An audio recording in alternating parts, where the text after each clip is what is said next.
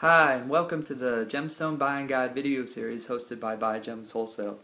This video is going to cover the topic of gemstone price guides and why having access to a professional price guide is one of the best resources that you, the gemstone buyer or consumer, can have in your repertoire of tools for buying gemstones. But before we get into why having access to a price guide is important, let's just cover the basics of what a price guide is and how it works.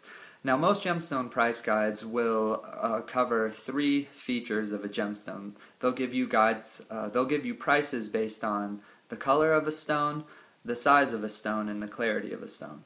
So if you take a stone like amethyst, for example, which has a range of color values from dark purple all the way to a very light rose de France, pinkish purple color, they'll give you a range of values for amethyst based on the color. Obviously, a nice medium dark purple is going to be worth more than a lighter medium light purple. But they'll also give you a range of values based on the size of the gemstone, whether it's a 1, 3, 5, 10, 30 carat stone. And they'll give you a range of values based on the clarity of the stone. So if you have a 3 carat medium dark purple amethyst that's VVS in clarity, has no visible inclusions, then it'll give you an exact value for that stone. Or if you have a 30 carat rose de France very light pinkish purple stone that has slight inclusions, they'll give you another value for it. And it's not going to be perfect because there's obviously some other factors that go into the value of a gemstone, like the symmetry of the cut, if it's a nice cut, if it has a large window, or if it's cut too deep or too shallow. There's different things that go into the precise value of a gemstone, but a professional price guide will get you right into the ballpark figure for where a gemstone should be priced. And having that knowledge, obviously, as a gemstone buyer or consumer is very, very important, because it's difficult to keep up with all the different gemstone markets out there, since there's so many different colored gemstones that are being bought and sold on the open market these days. And another thing that's very handy about having access to a professional price guide is it kind of clues you in to major things that are happening in the gemstone marketplace.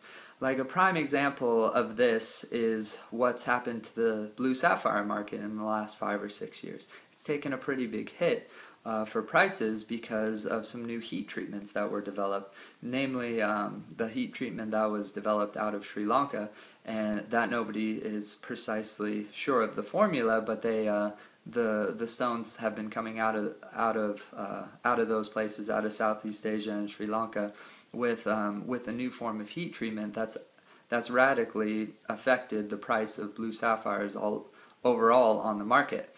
And essentially, what's happened is, in the past, blue sapphires, like pre-2000, sapphires have generally been heat treated to enhance the color a little bit, or the clarity, to just make the stone a little bit nicer, to do an enhancement a bit on it. But the heat was more of a gentle heat. It wasn't really very near to the melting point of the stone, and it only enhanced the stone a little bit. And in the past, heat treatments have been imprecise. You could get the heat inside of a chamber to pretty close to where you wanted it to be, but you couldn't be exact, like within a degree or two. But in the modern era, when we have propane heaters and digital readouts that can get a heat to the exact precise temperature you want within a degree or even within a half a degree, it's possible with new technology to have heat treatment formulas that are very, very precise, that heat a stone just about to its melting point and actually can begin to recrystallize a gemstone and melt away a huge amount of inclusions and enhance the color. And that's what we saw coming out of Sri Lanka. It happened about 5 or 6 years ago that someone developed a formula that would allow them to heat treat previously unusable sapphire material with this new heat treatment that actually was so precise and got so close to the gemstone's melting point that they could actually completely melt away most of the hazy inclusions that were present in the stones, and they were able to enhance the color and even to begin to recrystallize the sapphire gemstone. So obviously, when that happened and a new wave of blue sapphires began to hit the market, consequently the price just began to plummet. But when people were describing the treatments, they would still say this sapphire has been heat treated. Now anyone with common sense will know that a gentle heat treatment that's just going to enhance the color and maybe the clarity a little bit is nothing near like a heat treatment that's so precise that it can actually begin to cause the sapphire to recrystallize and all the internal inclusions to melt away. So there's obviously a huge difference between the type of treatments that were going on. But the problem is that when this new treatment was developed and a wave of new blue sapphire hit the market, there was no good way of telling the degree to which the sapphires on the market were heated. GIA, which is the most renowned gem lab in the world, sent teams of people over to Sri Lanka, or at least one team, and analyzed a bunch of the stones that were being heated this way, and all they could find evidence of was, yes, this stone has been heat treated. But they didn't have a reliable means to determine how much a stone had been heated. So when this happened, when this new treatment came out, obviously what happened to the sapphire market was pretty drastic. The prices began to plummet because of all this previously unusable material was suddenly hitting the market. People didn't really want to pay top quality or top dollar value for sapphire that were hitting the market that previously nobody even wanted to work with. Like, why would you pay top dollar for a stone that previously no one would have even considered buying? And so because no one could tell the difference in the treatment, in the different forms of heat treatment, the result was that the overall market just plummeted.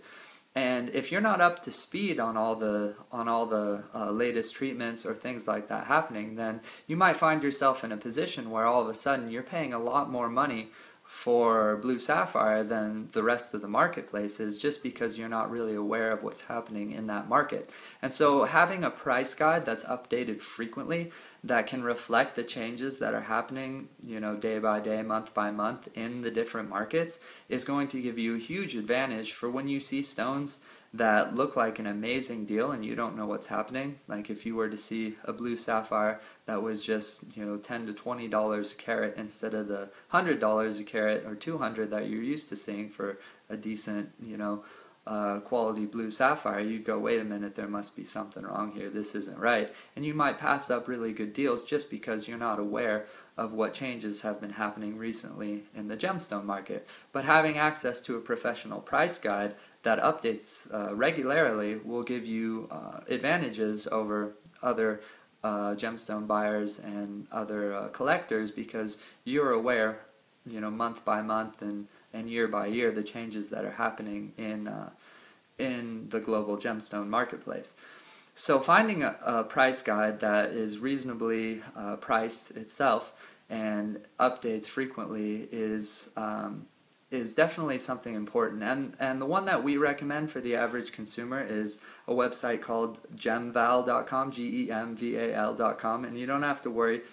We don't get a kickback or anything like that when you sign up and you are a member of their price guide. And the reason we like them is because they give most of the colored gemstone reports away for free. You don't even have to be a subscriber to get 90% of the values out there. You just have to be a paid subscriber if you want to use their price guide for things like emeralds and rubies and tanzanites and opals, things that are, the really popular gemstones. But if you want to play around with it and check out values for things like amethyst or tourmaline or topaz or any of those other types of gemstones and see if it's helpful to you, then you can play around with it and see if it's helpful, if it enhances your ability to buy gemstones. And if you decide that you want to subscribe, it's only, I think, something like $19 a month or $15 a month. It's something very, very reasonable.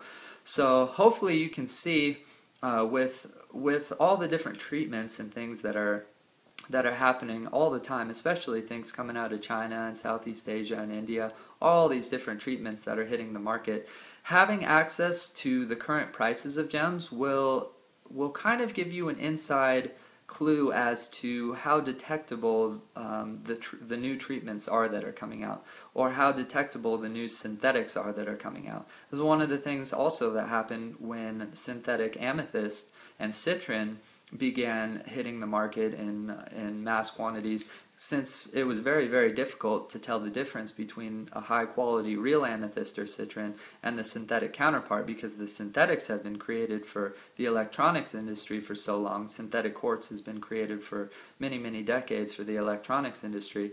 It became very, very difficult for anybody to tell the difference between the high quality real stone and the synthetic. And what happened was you saw the price for natural amethyst and citrin just take a huge hit, and it basically leveled out to the area of how much it costs to produce a synthetic. Now, to produce a synthetic costs a certain amount. It's not a cheap process, and you saw the prices for the natural amethyst and citrin basically level out right to the right around the range of the value for what it costs to create a synthetic amethyst and citrin.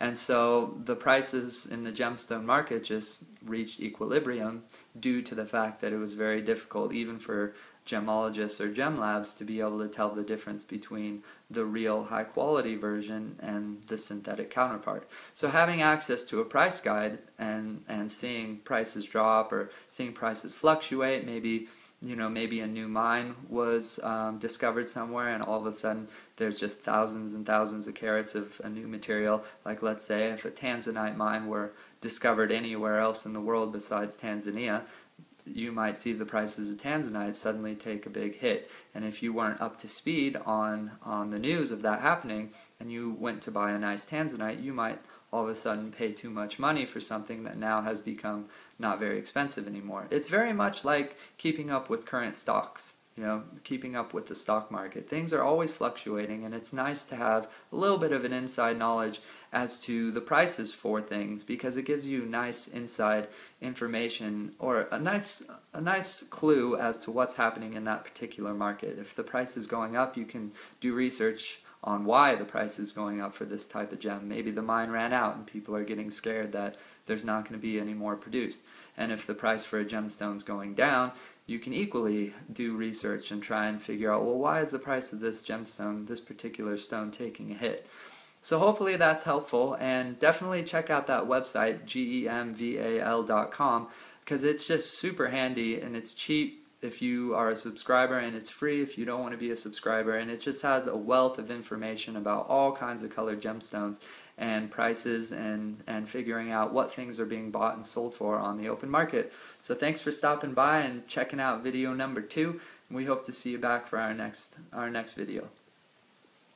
People said, well, how can I know what top quality colored kunzite should cost? Which is why the next lesson we're going to talk about why it's so handy to be a subscriber of a gemstone price guide, a professional price guide, so that you can know when you go in there and you can look up, okay, top quality pink kunzite should be such and such dollar amount per carat. Then you can know, and you can make a good decision based on. And when I say it should cost this much, it's generally around retail. So they'll give you the price of what gems are being bought and sold at retail, and then you can make a good buying decision saying, wow, this is a really nice piece, it's about 1/5 of the retail price, I think I'm going to buy it.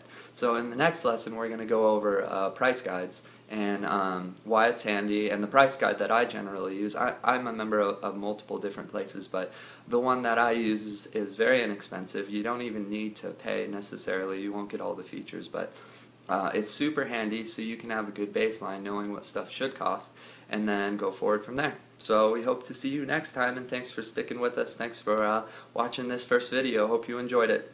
Bye.